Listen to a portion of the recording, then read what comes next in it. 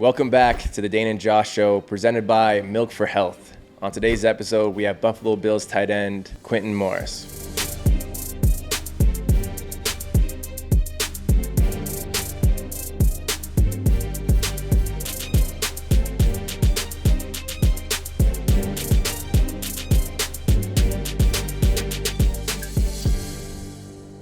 All right, today's guest is not only the tight end of the best offense, in the league, but he's also, a big part of the community of Buffalo. Welcome, Q. Appreciate you coming on, man. Of course, man. I appreciate y'all having me, man. I'm excited. Yeah. I'm excited. You're just talking about your busy day. What's you're obviously leading up to camp. What's that looking like right now?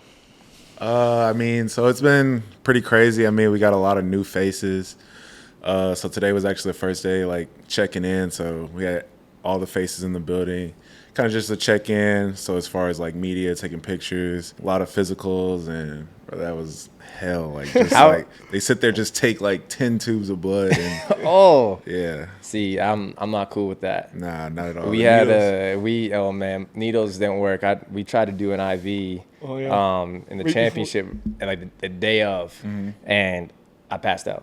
I was in the chair like this. And he went first too, so I'm panicking. I'm really good with needles and stuff like that, but I'm like, no, don't do this. Why are you going first? Yeah. I got up. The whole chair was just full of sweat. It was tough. But how do you guys There's so many of you guys on the team, obviously. How do you guys separate everything out? Do you guys go by position, or how does that work? So we usually start off with a team meeting. Kind of just bring everybody together, check in with the head coach, hear from him. And then kind of from there, it's you spread out into your units. So offense over here, defense over here.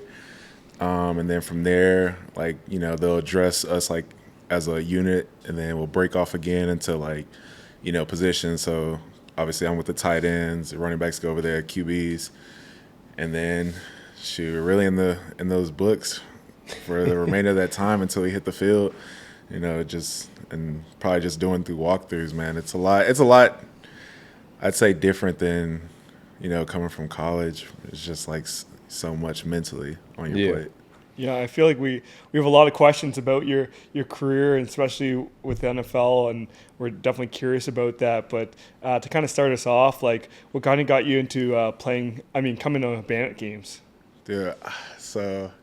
our mutual friend T-Shaw, he's one day he was like, hey, you want to come to a Bandits game? And I'll be honest, I was like, what is that? Where are we going to? That's normal. And then he said, it's lacrosse. And honestly, there wasn't much going on. I'm like, dude, why not? I was just trying to get out the house.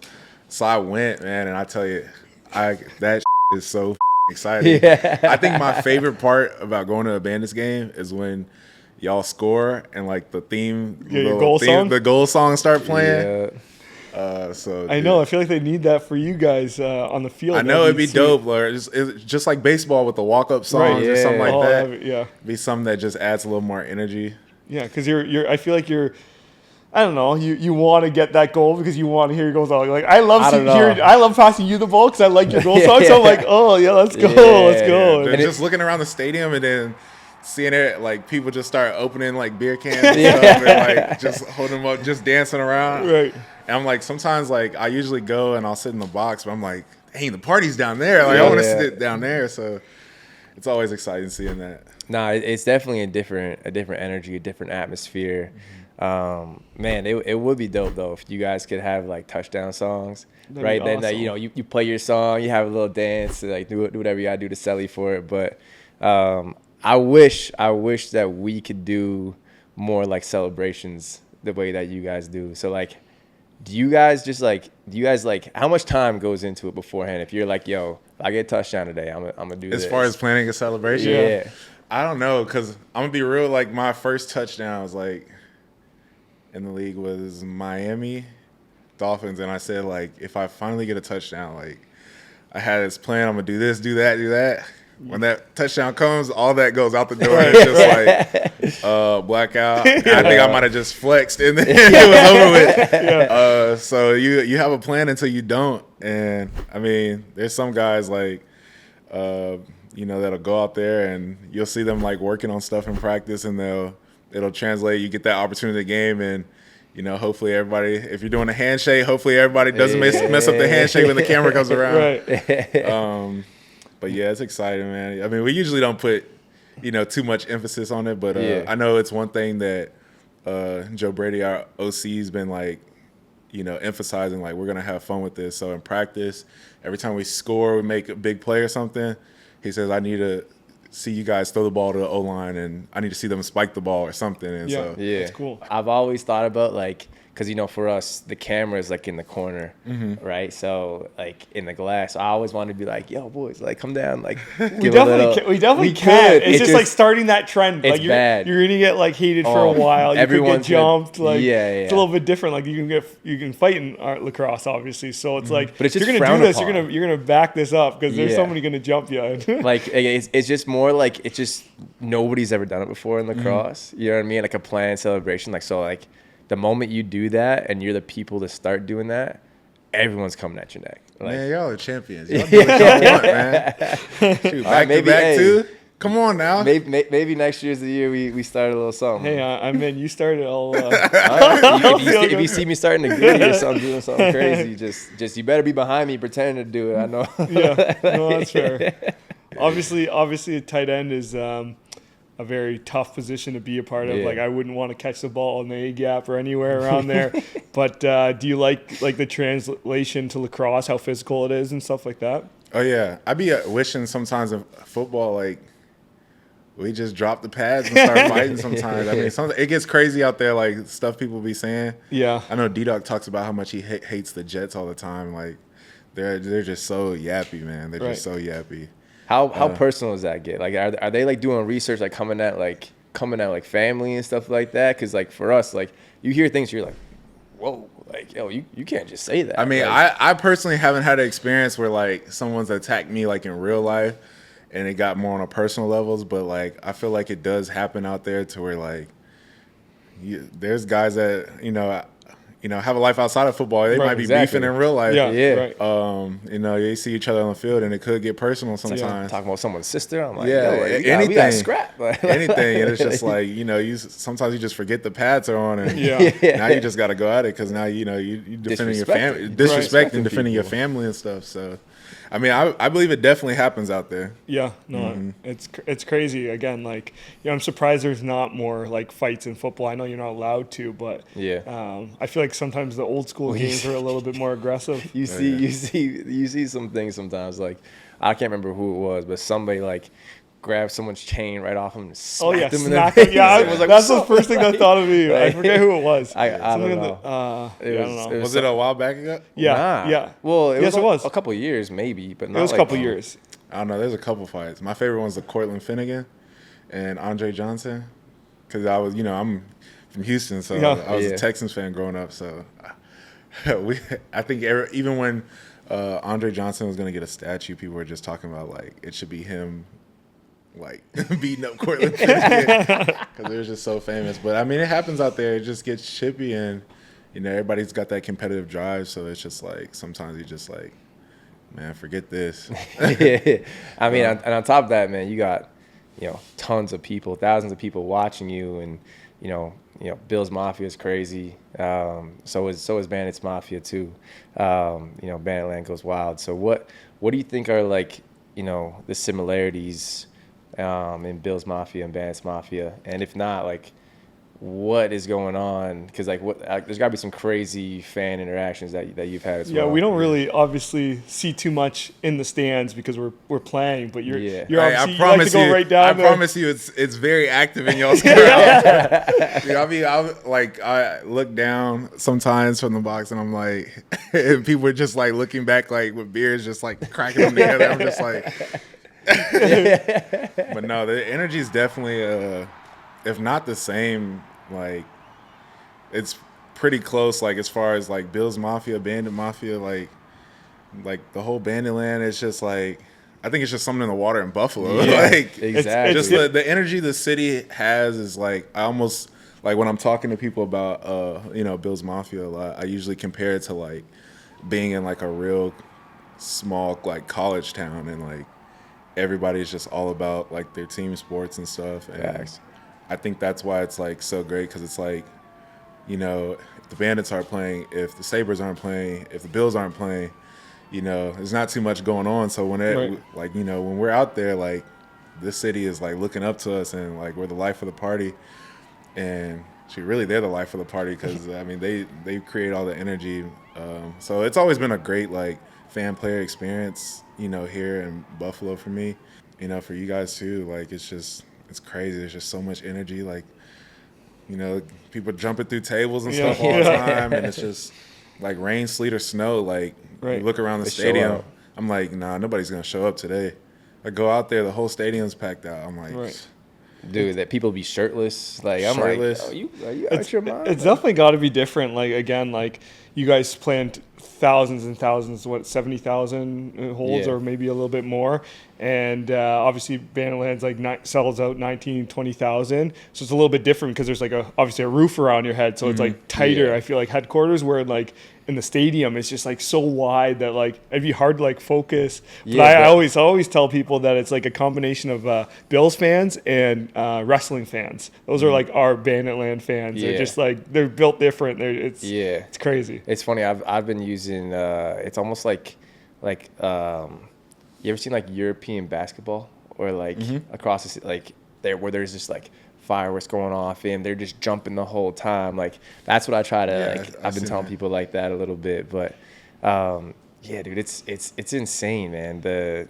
atmosphere, no matter what, you're so right. Like Buffalo in general, they just want to show out and show love, man. So it's dope.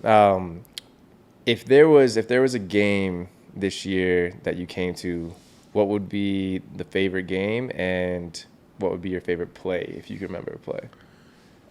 Put you on the spot right here. Yeah. Well, I'm not so good with like who the teams we were like y'all are playing, but like I could tell you like an event that was going on.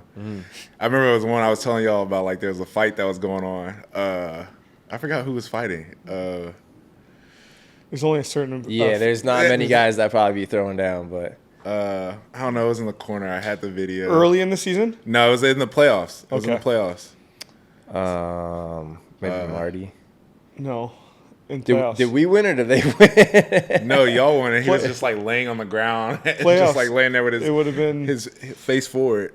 I'm trying to think. All right, go on with the story. It was the same one. There was like almost a buzzer beater. I think, but they didn't. That was against Georgia. Yeah. So when he almost had the buzzer beater, and it was done. Oh, you're talking. No, I know what you're talking about. I know exactly what you're talking about because it was when Chase and Ahoga, like there was like a little brawl and like Chase got hit and then like Chase stood up and was like just rocked him and like the guy dropped. Like, it was crazy. Oh, I do remember. I do remember. Yeah, I know. 100% know. Across from our bench. Yeah. And then all of a sudden like there was no penalties came from it. Nothing came from it, and they were like the ball's going down there. And we're like, oh man, we gotta get out the floor. And then the buzzer beater, obviously, that was a crazy one because we thought we won the game. I thought so too. We're all in the stands going crazy. I was on the ground. I was like, this is the best time of my life. Dude, I'm over there. I called it off. And I was like, oh no, this is the worst time of my life. Like, dude, real quick. I remember being on top of you and just grabbing you by the face. I'm like, you did it. You did it. And walking back. And then I look up. I'm like, I'm like, what do you mean? What happened? What happened? I remember looking at the goalie Dobson, and he's just smiling at me. I'm like, I remember looking at Chris and be like, why didn't you pass me one more second earlier? Yeah, I know. So good. But then you scored the game winner, and that was pretty cool. Yeah, that was crazy. I mean, we were exhausted. I know. We were just messing up. Like, it was funny. Like, something about overtime, it's like. You can't catch your breath. You use your energy where you I don't know if you teach coach kids? Mm-hmm. You know how they like waste their energies in weird spots? They're just like going crazy. Yeah. We do that too, and we're like, don't waste your energies. Like, just get back on D, like jog, and then like catch your breath and play defense or whatever it is. But they want to sprint back last minute and stuff like that. So like that's where I felt like in overtime, I was like so dead. And like everyone's just trying to make a play, and it's almost like you're doing too much. Yeah. And it's like, yo, like just chill out, relax a little bit. And I remember I think Klutch had a turnover. He checked somebody at half. Yeah. Right, and like you picked it up, and I was just looking at you, and me and you both each other, we're exhausted. We're like, I flipped it to you and I just like jogged. Yeah. And I was like, oh. And I remember just like walking down the boards, being like, oh, I gotta do it, man. Like, I gotta do it. Like, Yeah. We'll take a second and we'll get right back.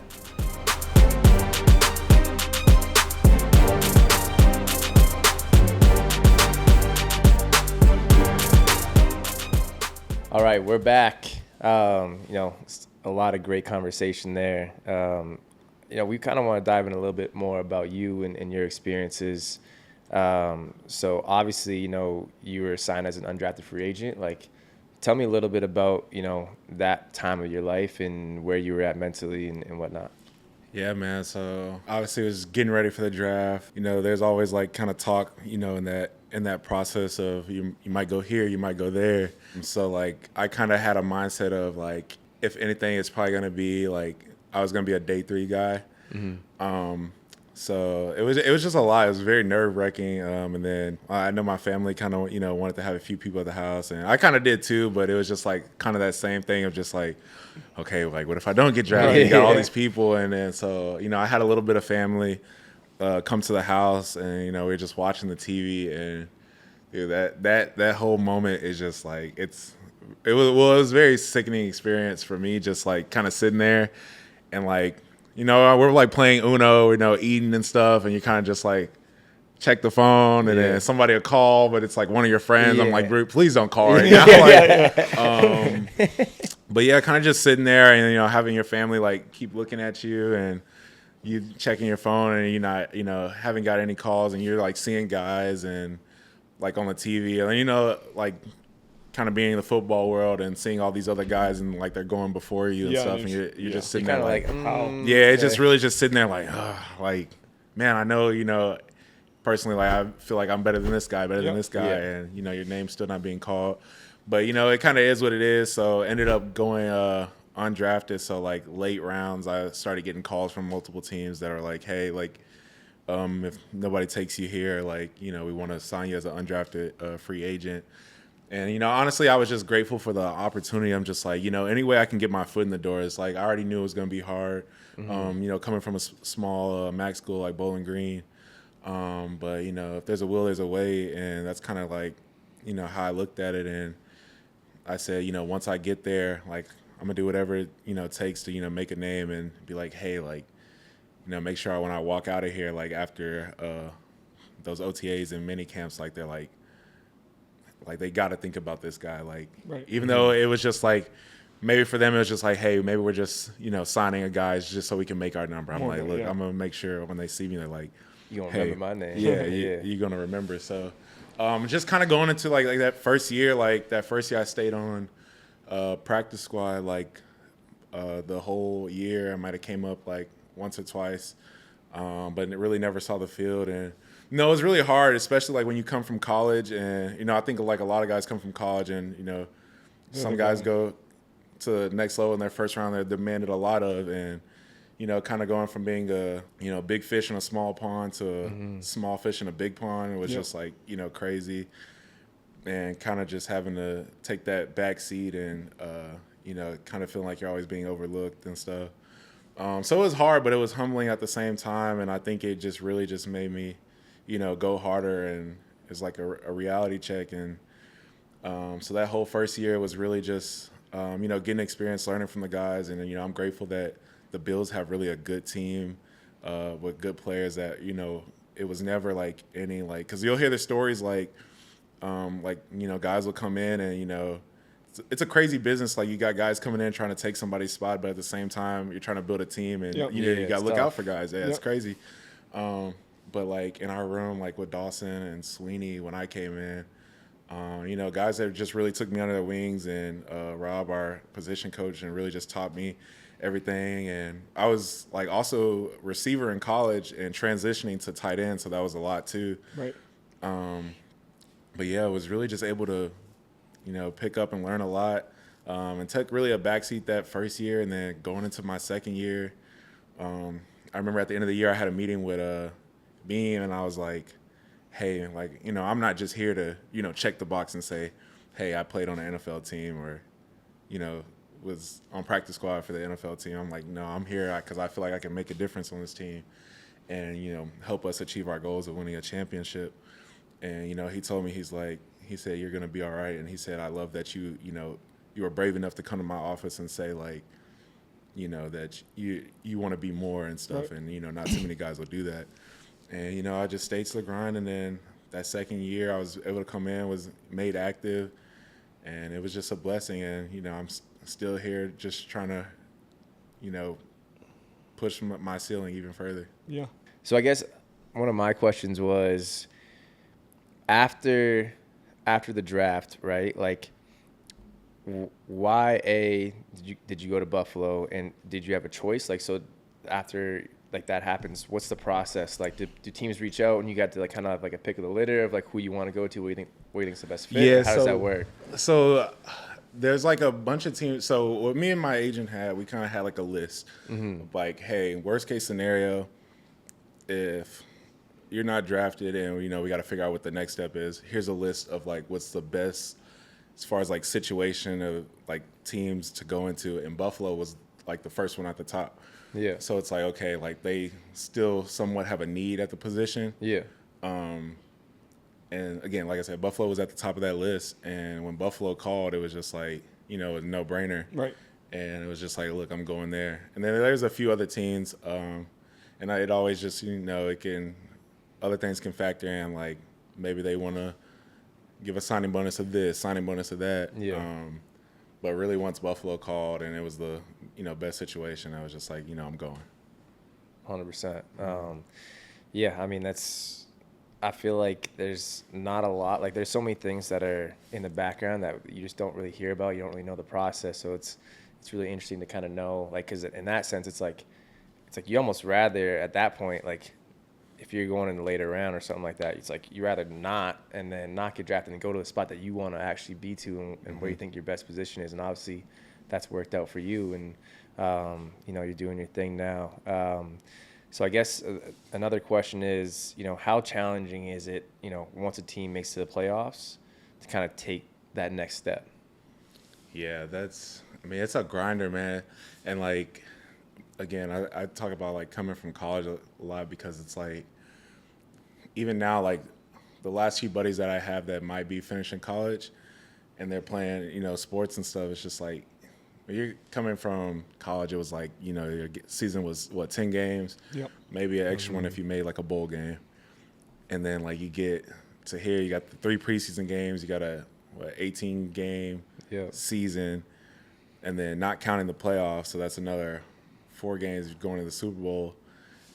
And it just adds up, and like the physical toll and the and the mental like toll too, like that just goes through your body like throughout that season. It's just like crazy. Like my guys, my friends were like going on break, and you know they're posting being back home and stuff. Yeah. I'm like, dude, we got about like 10 more games, and we're pretty good, so we're gonna be in the playoffs too. So I'm like, I mean, it's a grinder, and it's you know, it really just comes down to figuring out ways, you know, to stay healthy, because like by the end of the season, that's like when it really counts, and you know, it really becomes who's healthy around that time.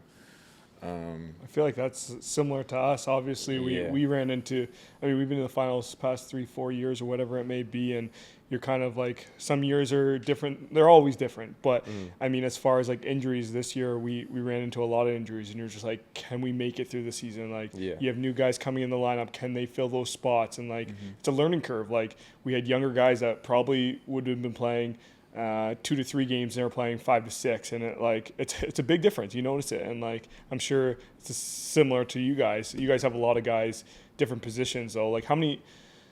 I always wonder, because like there's so much going on with there's 53 guys on a roster, obviously, but like there's so many like positions for each thing. Like say there's like O-linemen, and like I know there's different spots, but like you have one guy go down, it's like, okay, this guy shifts here, this guy fills in there. It's like, oh my goodness. It's definitely a lot, and I think that's what comes down, like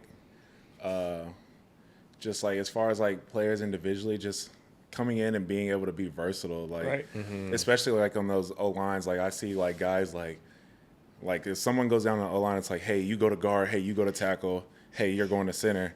And so you almost end up learning all three of the positions because like you never know, late in the season, like, what situations can come from that. And even in my situation, like I kind of back up like, Reggie, Dawson, Kincaid, and I mean, they're just with the tight end position in general, like they move all over the field, and just like having to come in and like say if one of those guys can't go for practice one of those days or can't go for a game, it's just like being able to like how quick can you step in and fulfill those roles and stuff.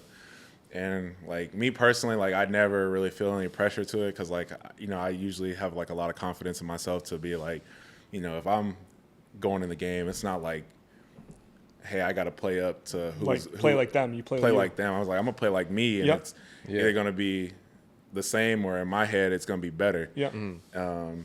So that's the way I think of it, especially being in a position where like usually backing up somebody. But yeah, really just having that depth like later in the season of like when you got certain guys like not healthy or stepping out, like you got guys that come in and fulfill the role. Right. Yeah, we even have a couple guys like that, and it's huge for us too, especially for us. Like we have such a smaller roster, so like on game day, you dress 19 guys, yeah, 18, 19, two goalies, and basically 10 and 8. Yeah. And so like if someone goes down, someone gets hurt, like you got to have someone that can do both, like play offense and defense. And a lot of times for us, it's a guy like Ian McKay. Right, and he's just so good at being able to do so many different things, and it's like he's like a utility guy. Like he can take faceoffs, he can play offense, he can play defense, and having guys like that, I think is huge. And being able to succeed in the league, it's just 100%. And the skill levels there. The one question I actually have for you, because I played football in high school and I was quarterback, a slot receiver, and stuff like that, and the playbook was big then, but like. I didn't really. It's got to be crazy big. Like for you, like specifically, like you have to remember all this stuff. Like obviously, you're a very talented athlete. You're a great tight end, but to then remember, hey, this is what I'm supposed to be doing here. That's another level. Like how hard is it to make that adjustment? Yeah, I almost think of it as like really like playing quarterback. Let me not take anything with quarterback. Like hearing like Josh get all these like people talking in his ear and then seeing him have to read coverage and sometimes help guys even figure out what they have to do in the play with all this stuff going on, seeing what blitz is coming. Like their job is insane and they deserve to be paid everything they're getting paid. But like I usually say like tight end I feel like is the second, probably hardest position on that field because it's like you're internal like with the O-line and stuff. So you got to know what's going on there. You got to understand like the hots and like blitz pickups, and at the same time you're widening out like and you becoming like that receiver too. So you gotta that's tough. Be able to read coverages and understanding like what's going on from that standpoint. And sometimes we even had guys coming out the backfield sometimes in our offense. So just kind of being everywhere and just having to know everything. So like when I'm studying, I look at it from like the whole perspective, and I'm just like learn the whole thing and not just like that one specific position. And then whenever you get moved around, it's just like, oh, like I already learned the whole thing, so I know if I'm in this position, I got to be running this. Right. So it kind of makes it easier, like, and kind of just time in general. Like I remember when I first got in, I'm like looking at the playbook, I'm like, man, this football thing might not be exactly what I want to do. But like, it's just like anything else. Like you got to do the flashcards and probably get with somebody, get with a vet, figure out what they do to, and then just remember it. Yeah. By like a few years, like don't get me wrong, we're still always adding stuff. The game's always evolving, and like I know like they'll send out like installs and stuff, and it'll be like 150 plays on this one, 150 plays on this one. You got third down, you got first and second down, you got goal line. There's all these situations, and there's just like so much more that goes into it than like what people like see on TV. Yeah. Like, they usually just see the finished product, and I talk a lot about like defensive players. Like you'll see stuff on social media, and they'll be like, "Oh, this guy blew the coverage and stuff, and it's like they don't really know the behind the scenes. It's like, well, maybe there's a disguise. Maybe the safety was really supposed to be helping him over top. Yeah. So he was playing it a certain way, but nobody really understands that unless you're like really in the playbook and understand like what was supposed to go down. So you see someone get torched, but like, and everyone else is like, dude, how do you just get beat like that? Yeah, but then really he's supposed to have like help over top or something like that. Yeah, there's supposed to be somebody over top, and there was a miscommunication. Yeah. But all somebody sees is really, look, all we know is he caught the ball. You were the closest man in the area. Yeah, it's your fault. It's your fault. Yeah. So it's always crazy. Are there dudes that like, and don't go signaling anybody out or singling anybody out, but because we have guys on our team that just like, you drop a play for them and they're like, wait, what? Or like you try to flip the play, and it's funny because I was watching a podcast with LeBron James, yeah, and he was talking about how like some guys can have like they can drop a play or go over it, one way, and then they can be like, okay, flip it, and then we'll do it like this. He said 70% of the league doesn't know plays. Yeah, majority of them they'd be like, what do you mean?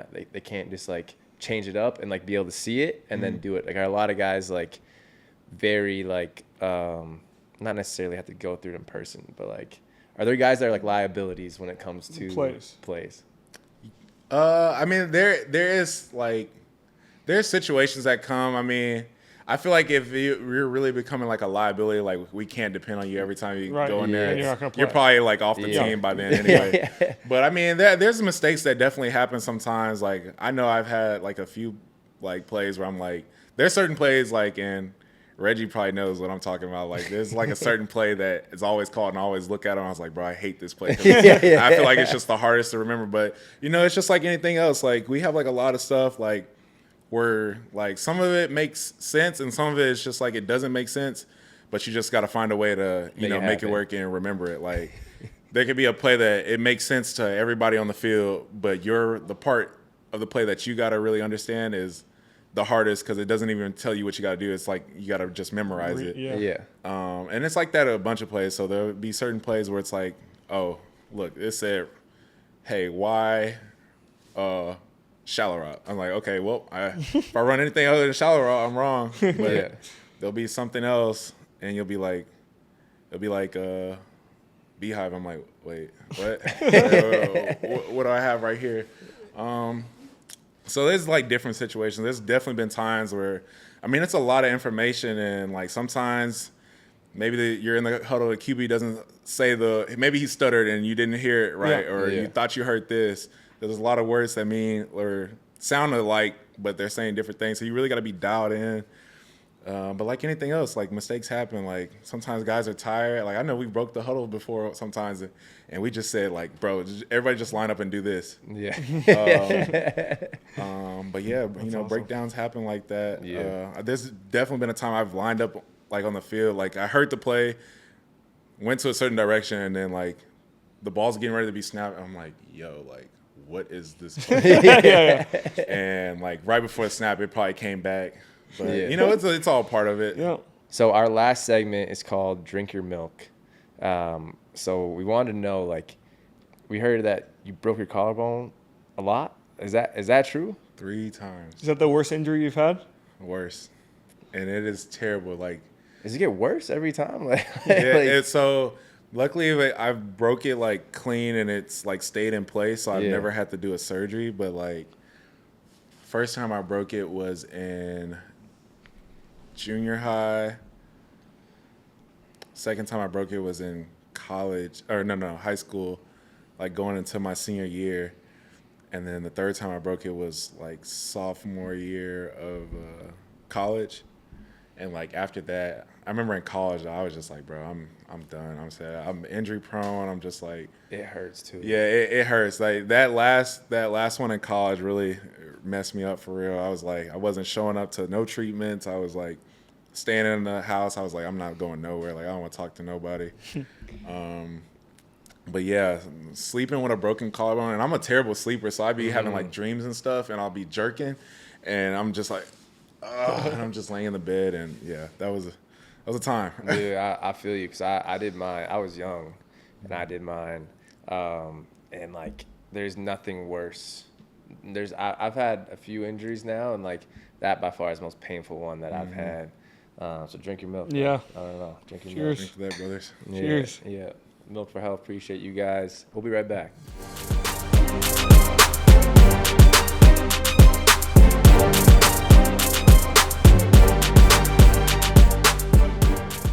And we're back. A few questions kind of to end this segment. First question that I had personally, did you have like a lot of offers coming out of high school? No, not really. Kind of like with the whole collarbone situation, like I had Bowling Green offer me around my junior year, and then I kind of just went in and committed during that year. Right. Just to kind of just get something squared away and commit to something, just not knowing like what could be next. And I'm kind of glad I did, and they showed loyalty to me because going into my senior year is when I broke my collarbone and didn't come in to like halfway through my high school season. So didn't really have too much on the tape and stuff. So yeah, it was hard. But like I said. With me, I really just be feeling like I just got to get my feet in the door. And Bowling Green offered the opportunity, and I said, that's a door open, and, I can make something with it. That's awesome. Yeah, no, big time. I was kind of similar where, I mean, I didn't really have a lot of offers out of high school. My grades were just awful. That's where I was. I was just not the... honestly, I didn't really focus on it too much. I just didn't really realize how big grades were to get into school. So I had to go the JUCO route. And then literally while I was playing like my first couple practices in JUCO, the Hofstra coach reached out and was like, I might get him in trouble with this, but he was like, yo, like, we want you to come, like, we want you to verbal, blah, blah, blah. And I hadn't even played like a game in JUCO yet, so he hadn't even seen me play. But same thing, man, like, it was awesome because they were just super loyal and we're like, yo, like, we want you to be here. It doesn't matter. Like, so like the pressure for me was taken off my plate. It's like, I didn't need to go out there and, score a bunch or do anything. I could just like, focus on being me and being true to kind of who I was as a player. And, it was dope.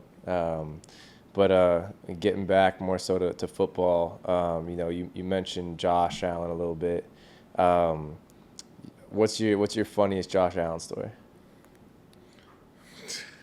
Any story with Josh Allen it's funny. Like I don't know how the rest of the world sees him, but he is a character. He's so funny. Like you got to be careful whenever you talk to Josh because he'll set you up for like a little joke. So I'm like, he'll say something. I'm like, what'd you say? And then sometimes I'll just walk away from Josh and like I just won't answer because I feel like it's a setup. Yeah. But yeah, long story short, he's a character. Yeah. Who's the funniest guy on your team? Probably right now, I'd say it's between Josh and I'd probably say KJ Hamler. He is the receiver we just got. He's a little energizer bunny. Yeah. It's funny because you see so much, obviously. Are you talking about Coleman? No. Not even him? Keon's up there too. I was gonna say That's what I mean. You see so much stuff like online and stuff like that. Nobody really knows unless like because some people can just act funny and then they're just like different. They're just but normal off camera. But I hear like those guys are like the same as how they act. Like they're just characters. Yeah, it's definitely funny. Like I be saying with guys all the time, like especially like friends back home, they'll be like, "Yo, how's like being on a team with like Josh or this guy?" And I'm like, bro, like these are just like big ass kids for real. Yeah, they're just big ass kids. Yeah. There's like they don't act any different. Like, bro, like if I brought them around you guys, like you'd see like, and some of my friends came up and they've hung out and stuff with like all the players, and they're like, oh, like you're totally right. It's just a guy. Yeah, it's exactly like Mark Steinhaus, one of the legends here in Buffalo. He had like 6-7 kids and he acted like a child, but then when they were around, like such a great dad and like and it's just like I bet you they're very similar in that aspect. Yeah, like just and he was a prankster. Like I wish we could tell some of those stories because he would do some crazy things. Oh, yeah. Especially to his cousin. Yeah, we can't be talking like that. So I mean, kind of jumping back a little bit. You know, growing up, obviously, like for me personally, I idolized a guy named Gary Gate, just lefty, big. I was small. I don't know why I idolized him, but obviously just one of the best ever to do it. For you, who was someone that you idolized growing up? I'd probably say my brother, man.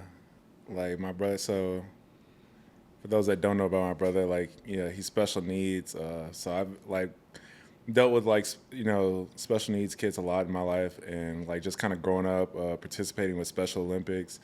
Like I've been volunteering since I was young, and just like kind of growing up with the kids, and like all of my brother's friends, would come by the house. We've done like road trips to their state track meets and basketball meets and stuff. But not only my brother, Evan, and just those kids in general, man, they just like, they're real genuine. They're going to shoot it straight. And they really just don't make any excuses. I was at an event not too long ago, and they asked me like, what's like one of my favorite quotes. And I said like the Special Olympics oath that goes, let me win, but if I cannot win, let me be brave in the attempt. And I just really just love that. Just like, just not knowing like what the outcome would be, just putting your best foot forward. And I kind of feel that like from an underdog sense, like just like the story of my life, just going through like, hey, I went to a small school, not a lot of offers. Things like that, practice squad my first year, undrafted, like, just trying to make something happen with, a lot of odds stacked against you.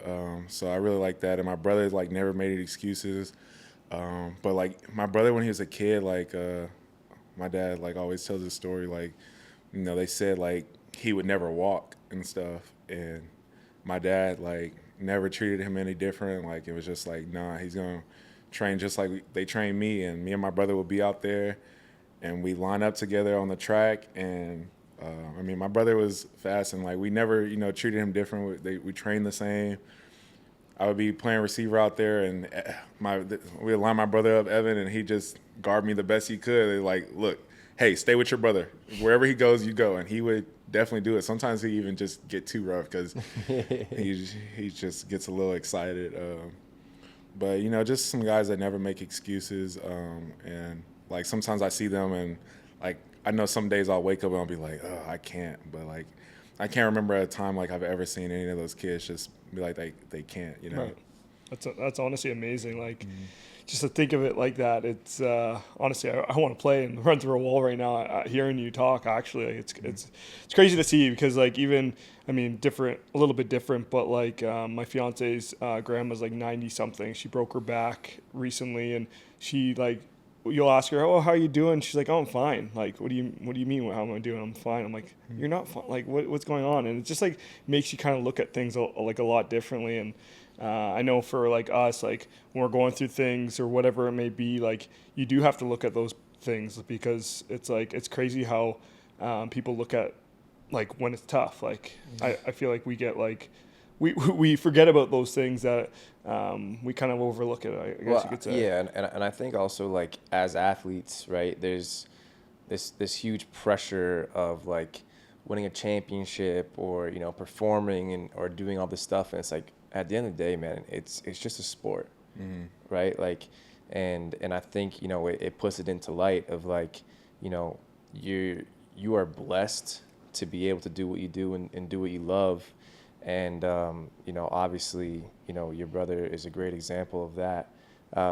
And, he's pretty highly decorated Olympian, right? Like, yeah. So that's awesome. Talk a little bit more about that. Because I think you said that he just had a meet too, right? Yeah. So when was that game, the championship? Should have been June, like right before June. Yeah, so it was around that time. So he had his state meet So he used to do the pentathlon, which is where they do like 5 events. Right. I think it was high jump, I want to say 400, long jump, and I think there's 2 other races. Yeah. But he would always do that, but it was always kind of hard finding like, you know, more competition in that. So this year we like took him out of the pentathlon and basically put him in like single events where he can like get exposed to more competition and stuff. And like just seeing the race. So like we were all out there, my whole family was out there in San Antonio, and we were just watching some of the kids race, and we always like to go out there and mess around. So we'll see all the kids get on the track, and so we had these walkie-talkies, and we were all on them like, hey, I think lane 4 is going to win right here. And the kids are so hilarious, man. Like you'll see some kids, they'll go out there and they're all pumped up, they're stretching, they're jumping around.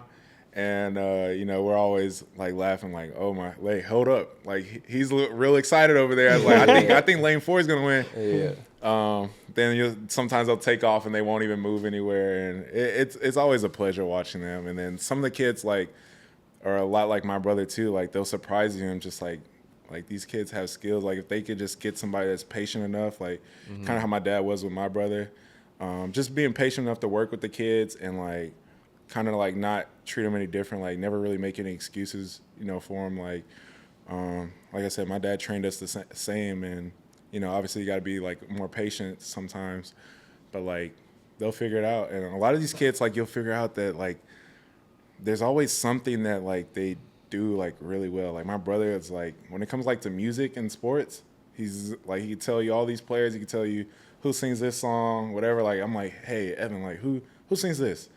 And he could spit it back to me. Like they're always something. There's this one kid that he came up to me. I was at an event for Special Olympics. He goes, "Are you Quintin Morris? Bowling Green," and just started listing all these facts about me. I'm like, dude, how do you even know this? You know more about me than I even know about myself.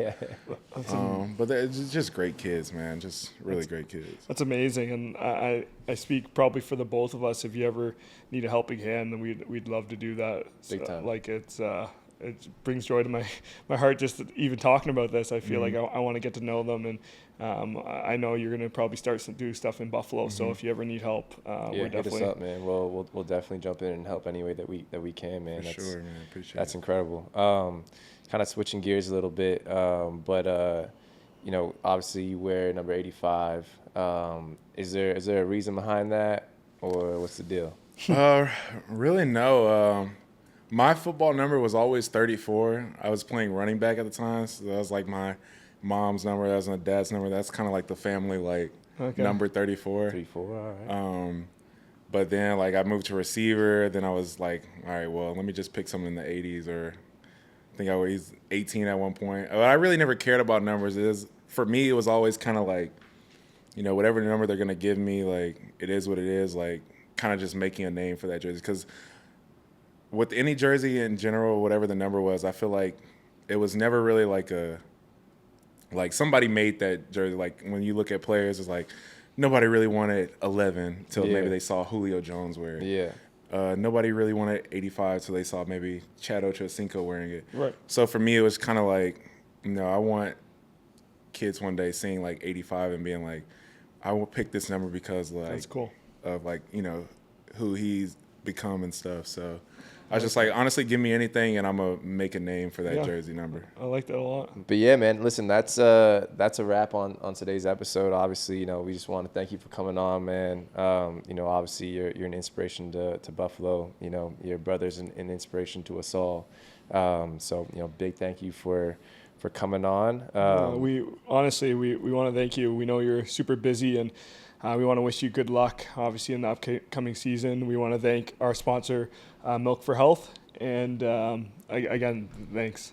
Yeah, for sure, man. I appreciate y'all having me. I'm hoping one day we come in here and talk again, and we'll both be sitting here with our trophies, sitting next to each other. So, and I appreciate you guys having us. It'll come soon, man. It'll come soon. And if you haven't, make sure to follow all Bandits socials. Make sure you get your podcast wherever you get your podcasts. If it's Spotify, YouTube, wherever it is, Make sure to follow. If you're not, you're messing around. I guess we'll see you next time. See you next time.